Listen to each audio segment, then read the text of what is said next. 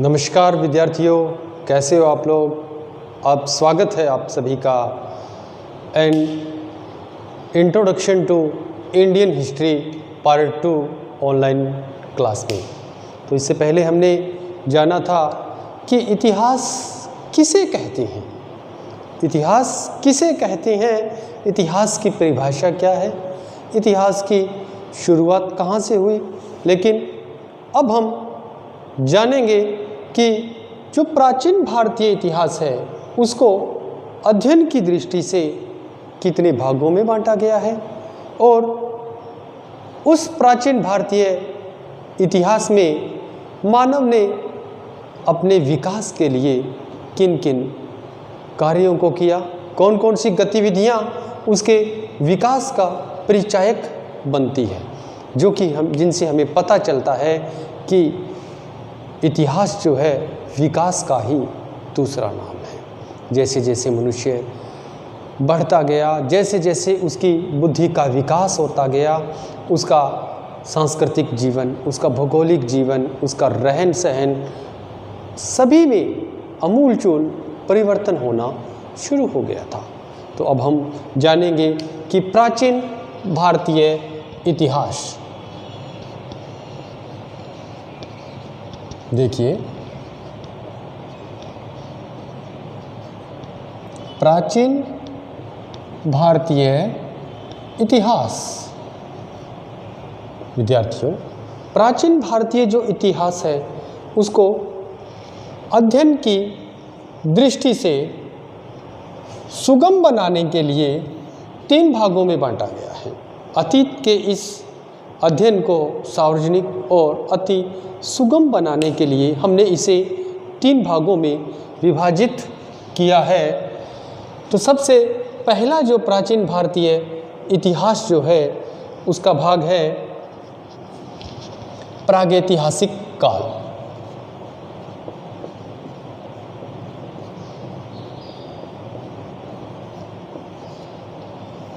प्रागैतिहासिक काल। दूसरा जो इसका भाग है उसे हम कहते हैं प्रागैतिहासिक काल, दूसरा है आद्य ऐतिहासिक काल।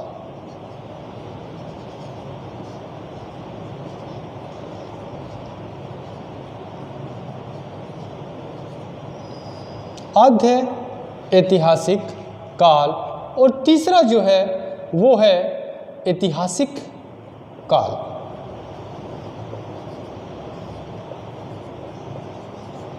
देखिए ये जो भाग है इतिहास के वो हमने केवल और केवल अध्ययन की दृष्टि से ही बनाए हैं। वैसे इन भागों को कहीं पर कोई किसी प्रकार का कोई इसका बहुत बड़ा वैज्ञानिक दृष्टिकोण भी पाया जाता है कि हर प्रकार से हमने इस चीज़ को अध्ययन किया और अध्ययन करने के उपरांत ही प्राचीन भारतीय जो इतिहास है उसके 3 भाग बनाए, प्रागैतिहासिक काल, आद्य ऐतिहासिक काल और ऐतिहासिक काल। प्रागैतिहासिक काल, देखिए जहाँ पर शब्द जुड़ा है प्राग्ञ, जहाँ पर शब्द जुड़ा है प्राग्ञ या प्राक्य, इसका तात्पर्य है कि केवल और केवल ऐसा इतिहास जो कि पत्थरों से संबंधित है, जो पूरा तात्विक सामग्री पर निर्भर करता है। ऐसा इतिहास जिसका अध्ययन हम केवल पूरा तात्विक सामग्री के आधार पर करते हैं, ऐसा इतिहास जिसके बारे में केवल ओनली आर्कियोलॉजिकल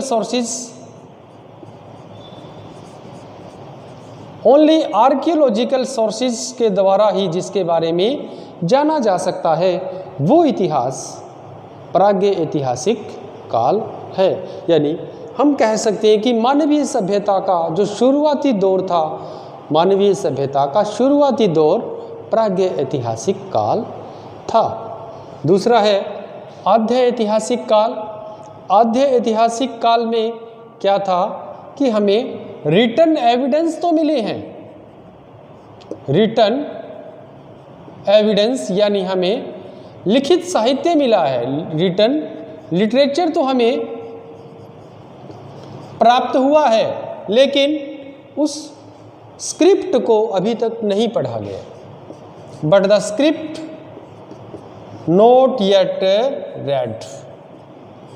लेकिन उस जो लिपि थी, जिस लिपि में ये ग्रंथ हमें मिले हैं आधे ऐतिहासिक काल के, उनको नहीं पढ़ा गया है। जैसे कि हड़प्पा सभ्यता का काल था, हड़प्पन एज था, वैदिक एज जो था, हड़प्पन एज था, वैदिक एज जो था, हड़प्पा काल में और वैदिक काल में हमें कई लिखित साक्ष्य प्राप्त हुए हैं, लेकिन उन लिखित साक्ष्यों को अभी तक समझा नहीं गया है, उनको अभी तक किसी के द्वारा पढ़ा नहीं गया है। तो इस काल को हम आद्य ऐतिहासिक काल कहते हैं। इसके बाद है ऐतिहासिक काल। ऐसा ऐतिहासिक काल, ऐसा काल जो केवल रिटन एविडेंस, रिटन लिटरेचर,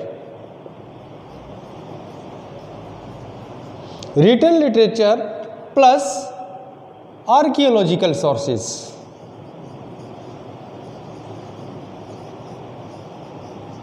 जो आर्कियोलॉजिकल सोर्सेस और रिटन एविडेंस दोनों के आधार पर, आर्कियोलॉजिकल सोर्सेस का अर्थ है पुरातात्विक सामग्री,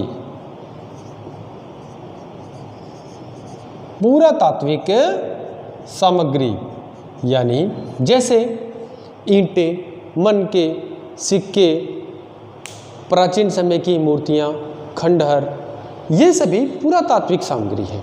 और रिटन एविडेंस उस समय के जो लोग थे, उस समय के जो विद्वान थे, इतिहासकार थे, उनके द्वारा लिखे हुए लेख, चाहे वो ग्रंथों के रूप में हो, चाहे वो अभिलेखों के रूप में हो, या किसी शिलाओं पर लिखे हुए हो, या सिक्कों पर लिखे हो, या किसी मुद्रा पर लिखे हुए हो, तो जो भी लिखे हुए लेख थे और पुरातात्विक सामग्री दोनों पर जो निर्भर करते हैं, जिनके आधार पर जिस काल का अध्ययन किया जाता है, उस काल को हम ऐतिहासिक काल कहते हैं। देखिए, प्रागैतिहासिक काल केवल और केवल, प्रागैतिहासिक काल केवल पुरातात्विक सामग्री पर उसका अध्ययन किया जा सकता है। पुरातात्विक सामग्री यानी उस समय जो हमें औजार मिले, उपकरण प्राप्त हुए, हमें मुद्राएं थी, सिक्के थे, उनके बर्तन थे, उनके घर थे, उनके द्वारा प्रयोग की जाने वाली सामग्री थी, भवन थे, मूर्तियां थी, केवल उन्हीं के आधार पर जब जिसका हम अध्ययन करते हैं, वो क्या है? प्रागैतिहासिक काल। आद्य ऐतिहासिक काल जिसमें रिटन सोर्सेज प्लस पुरातात्विक सामग्री दोनों प्राप्त होती है, लेकिन जो रिटन एविडेंस है, जो लिखित साक्ष्य है, जो साहित्यिक साक्ष्य है, मिले तो हैं, लेकिन उनको अभी तक किसी के द्वारा पढ़ा नहीं गया। जैसे कि हड़प्पा का काल और वैदिक काल। ऐतिहासिक काल जो पूर्णतः बिल्कुल स्पष्ट है, हमें इतिहास के बारे में बिल्कुल स्पष्ट व्याख्या करवाने वाले ग्रंथ मिलते हैं, इतिहास की बिल्कुल सुस्पष्ट जानकारी प्राप्त होती है, आर्कियोलॉजिकल सोर्सेज भी और लिखित साक्ष्य दोनों प्राप्त होते हैं। तो ऐसे काल को हम क्या कहते हैं? ऐसे काल को हम क्या कहते हैं? ऐतिहासिक काल, जिसमें इतिहास का प्रत्येक जो पक्ष है, प्रत्येक जो तथ्य है, वो पूरी तरह से स्पष्ट है। अब हम इसमें प्रागैतिहासिक काल, प्रागैतिहासिक काल का अध्ययन करेंगे कि प्रागैतिहासिक काल क्या है।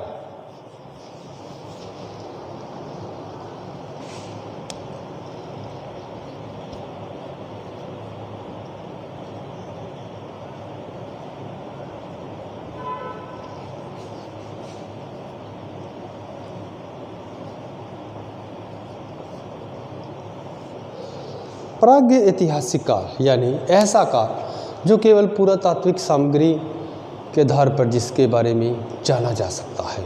अब प्रागैतिहासिक काल को भी 3 भागों में बांटा जा सकता है ताकि इसके अध्ययन को और ज़्यादा सुगम बनाया जा सके। तो इसका प्रागैतिहासिक काल जो है उसमें पहला जो खंड हम बनाते हैं वो है पूरा पाषाण काल। दूसरा जो है वो है मध्य पाषाण काल।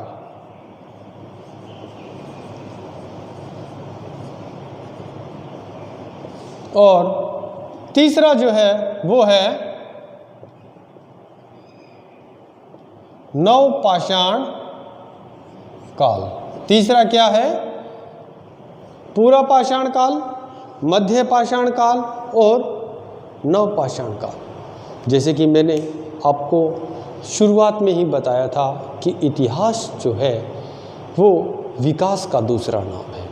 मानव का सभ्यता के रूप में जो विकास हो रहा है, इसी का जो दूसरा नाम है वो क्या है? इतिहास है। मानव की सभ्यता के विकास का जो सार है वही क्या है? इतिहास। और ये भी बताया था कि इतिहास मानव के धरती पर कदम रखते ही शुरू हो जाने वाला कार्य है। मानव जिन्हें जब धरती पर कदम रखा और उसकी जब गतिविधियां शुरू हुई, तभी से क्या है? इतिहास शुरू होता है।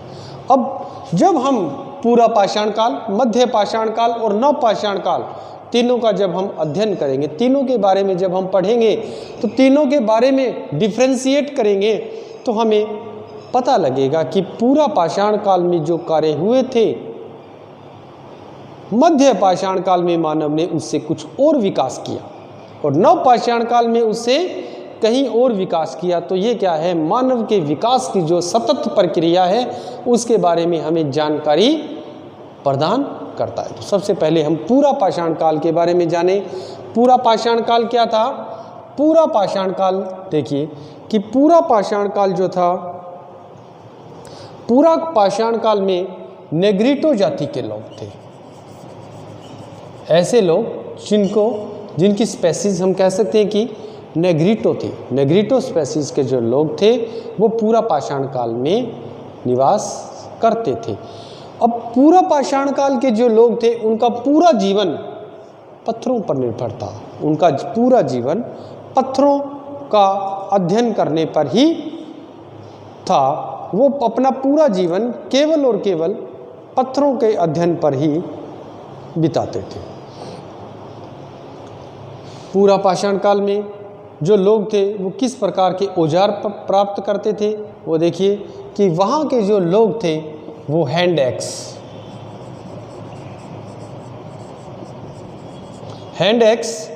स्क्रैपर, क्लीवर, इस प्रकार के जो हम घरों में प्रयोग करते हैं आम जो औजार, उन पत्थर के औजारों का प्रयोग करते थे। उसके औजार केवल और केवल पत्थर के थे। आदि मानव के जो औजार थे केवल और केवल पूरा पाषाण काल में पत्थर से बने हुए थे और उसके औजार जो थे काफ़ी बड़े थे, काफ़ी बड़े बेडोल आकृति के और भारी औजार थे, क्योंकि प्रकृति में उसे जो चीज़ें मिलती थी वो उन सभी चीज़ों का प्रयोग प्राकृतिक रूप से ही करता था, क्योंकि उसकी बुद्धि का बहुत ज़्यादा विकास नहीं था। वो क्या करता था कि अपना जीवन यापन पशु पक्षियों का शिकार करके उनका मांस खाकर करता था। पहले वो 4 पैरों पर चलता था, 4 पैरों पर चलता था, लेकिन 4 पैरों पर चलने में उसे कई कठिनाइयाँ होती थी। धीरे धीरे वो अपने 2 पैरों पर चलने लग गया और उसकी जो रीढ़ की हड्डी थी वो बिल्कुल सीधी हो गई। उससे उसको कुछ सुगमता मिली। सुगमता ये मिली कि जब वो चलता था खड़ा होकर तो दूर से अपने शिकार को या कोई भी उसको खतरा होता तो दूर से ही उसको देख सकता था। और वो किसी पशु पक्षी का जब शिकार करता तो जो प्राकृतिक रूप से पड़े हुए पत्थर थे उन्हीं पत्थरों को उठाकर उन पशु पक्षियों पर मारता और उनका शिकार करके उनको खा जाता था। अब देखिए कि वो प्राकृतिक औजारों का प्रयोग करता था। अब इस तरह के जो हमें साक्ष्य है वो प्राप्त होते हैं सोहन नदी घाटी सोहन नदी घाटी, बेलन नदी घाटी और नर्मदा नदी घाटी। सोहन नदी घाटी, बेलन नदी घाटी और नर्मदा नदी घाटी में पूरा पाषाण काल के साक्ष्य हमें प्राप्त होते हैं। सोहन नदी घाटी, बेलन नदी घाटी और नर्मदा नदी घाटी में अनेकों साक्ष्य जो है वो हमें प्राप्त होते हैं पूरा पाषाण काल के। पूरा पाषाण काल में भीमबेटका मध्य प्रदेश में, एमपी में एक जगह है भीमबेटका। एमपी में, मध्य प्रदेश में एक जगह है भीमबेटका। भीमबेटका से हमें चित्रित गुफाओं के साक्ष्य मिले हैं।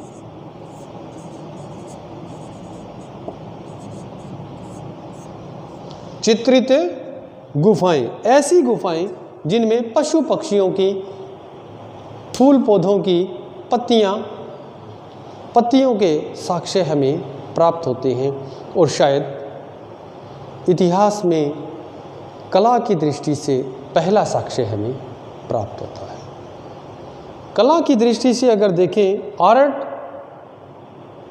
का पहला साक्ष्य भीमबेटका से मिलता है। पहली जो पेंटिंग है, पहली जो चित्र है वो हमें भीमबेटका की गुफाओं से प्राप्त होता है, जो कि कहाँ, कौन से काल के हैं? पूरा पाषाण काल के। इस काल का जो मानव थे उनका जीवन केवल और केवल आखेट पर निर्भर था। उनका जीवन केवल आखेट पर निर्भर था। आखेट क्या होता है? शिकार। आखेट का अर्थ है शिकार। वो अपना जीवन यापन केवल शिकार करके ही करता था। शिकार करके पशु पक्षियों के जो मांस था उसको खाता और उसको खाकर अपना जीवन व्यतीत करता था। शुरू पूरा पाषाण काल का जो मानव था वो एक जगह पर उसने जैसे किसी पशु पक्षी का शिकार किया, उसी जगह पर उसके मांस को खाया और फिर उस जगह से दूसरी जगह पर चला जाता था। अब इतना ऐसा इस प्रकार जीवन था। अब हम देखेंगे कि मध्य पाषाण काल में उसका जीवन किस प्रकार का था और कैसा उसमें परिवर्तन हुआ। मध्य पाषाण काल में उसका जीवन में किस प्रकार का विकास हुआ। अब देखिए कि मध्य पाषाण काल में क्या था। जो वो पत्थर के औजार प्रयोग करता था, वो पत्थर के औजार काफ़ी पहले से काफ़ी छोटे, हल्के, पहले से काफ़ी छोटे थे, हल्के थे, पहले से काफ़ी छोटे और हल्के औजारों का प्रयोग करने लगा था। अब इसके औजार छोटे भी थे, हल्के भी थे और तेज भी थे, जिससे इसको अपने कार्य को करने में काफ़ी सुगमता मिलती थी। कार्य को आसानी से कर सकता था। जैसे कि तीर कमान का प्रयोग करने लगा, कुल्हाड़ी को तेज करने लग गया और कुछ प्रयोग जो थे, उसके औजार जो थे, उन औजारों में काफ़ी परिवर्तन आया। ये उसके विकास का प्रतीक है कि पहले उसके बेडोल आकृति के औजार थे, अब उसके औजार काफ़ी तीखे हो गए। इसका मतलब उसने कुछ विकास कार्य किया था। अब एमपी के ही मध्य प्रदेश के आदमगढ़, राजस्थान के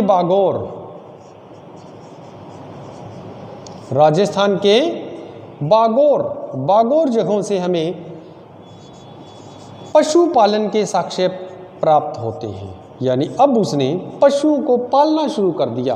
पहले वो पशुओं को केवल मारकर खाता था, लेकिन अब वो पशुओं को पालना शुरू कर रहा था। पशुपालन यानी ये भी उसके बुद्धि का विकास का प्रतीक है। तीसरा, पशुओं को पालना शुरू कर दिया। अब क्या था, यूपी के प्रतापगढ़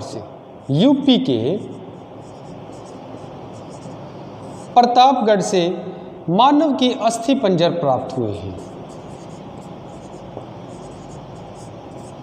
इनसे भी हम ये भी मध्य पाषाण काल के हैं। और सबसे बड़ी बात जो थी वो क्या थी कि इस समय का जो मध्य पाषाण काल का जो मानव था, वो मध्य पाषाण काल का जो मानव था वो अब संग्राहक बन गया था।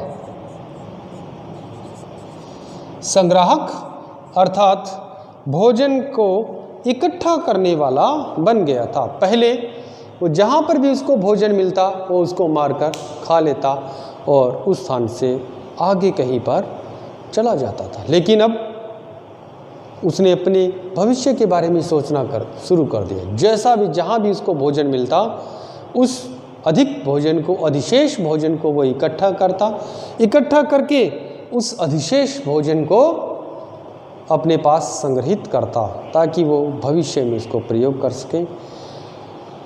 अब ये भी उसकी बुद्धि का विकास का ही एक परिचायक था।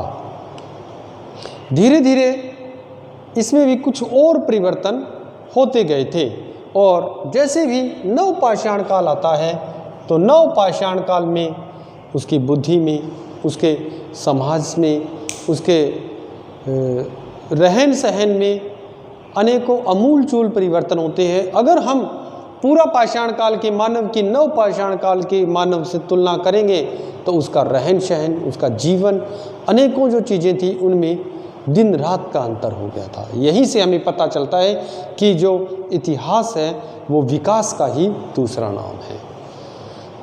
नवपाषाण काल में सबसे बड़ा जो कार्य था वो कृषि। अब इस समय के मानव ने गेहूं,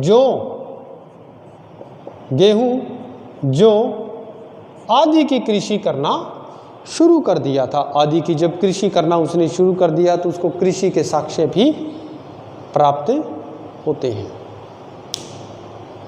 और कृषि के जो प्राचीनतम साक्ष्य है वो हमें मेहरगढ़ से प्राप्त होते हैं। मेहरगढ़ जो कि पाकिस्तान के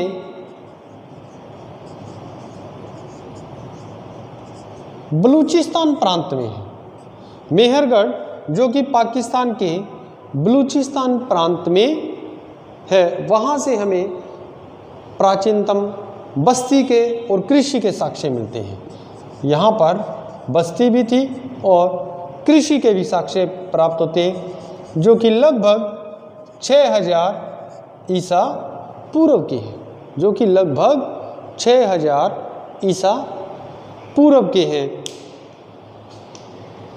अब ये एक बहुत बड़ा परिवर्तन था पूरा पाषाण काल से लेकर नवपाषाण काल तक। इसके बाद देखिए वो मृद भांड भी बनाना शुरू कर दिया था। उसने अनेकों मृद भांड बनाने शुरू कर दिए थे और चौपानी मांडो,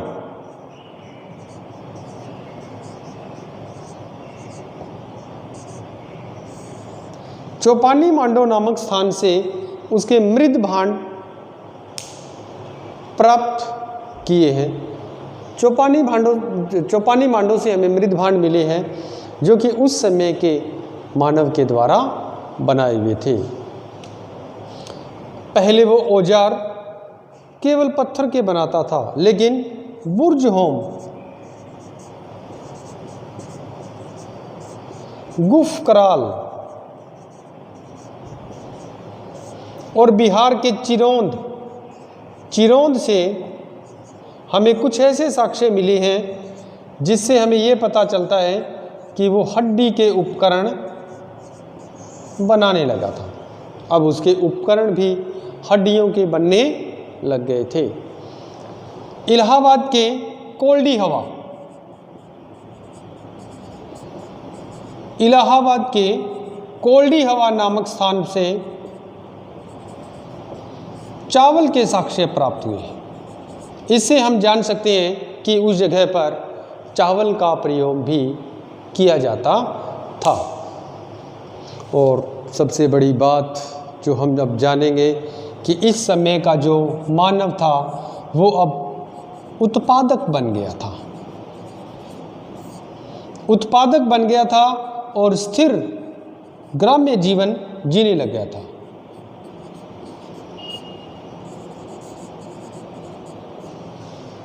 इस समय का मानव उत्पादक बन गया था। पहले केवल और केवल अखेटक था, जहाँ पर उसको शिकार मिला वहीं पर शिकार किया, खाया और आगे चला जाता था। बाद में भोजन का संग्रह करना शुरू कर दिया मध्य पाषाण काल में, और मध्य पाषाण काल से जब वो आया नव पाषाण काल तक, तो नव पाषाण काल में उसने भोजन का उत्पादन करना शुरू कर दिया, और भोजन के उत्पादन के साथ साथ उसने एक स्थिर ग्राम्य जीवन जीना शुरू कर दिया, जो कि उसके सामाजिक और सांस्कृतिक जीवन की पहली पीढ़ी थी। यहीं से हमें उसकी बस्तियों के प्रमाण भी मिलते हैं, जो कि मेहरगढ़ से मिले हैं। और अनेकों परिवर्तन उसके जीवन में हुए थे। सबसे बड़ी बात जो थे, नव पाषाण काल में उसने अग्नि का प्रयोग करना शुरू कर दिया था। अग्नि का प्रयोग शुरू कर दिया, पहिए का प्रयोग शुरू कर दिया। ये बहुत बड़े परिवर्तन थे, बहुत ही बड़े विकास थे। अग्नि का प्रयोग, पहिए का प्रयोग उसके द्वारा किया जाने लगा था। इससे पता चलता है कि उसने एक बहुत ही संगठित और सांस्कृतिक जीवन जीना शुरू कर दिया था। धन्यवाद। मुझे आशा ही नहीं, पूरा विश्वास है कि आप लोगों को आज की ये जो क्लास है वो पसंद आई होगी। ये इतिहास के विषय को जो पढ़ने वाले जो नव प्रवेशित विद्यार्थी हैं उनके लिए काफ़ी कारगर साबित होगी। धन्यवाद।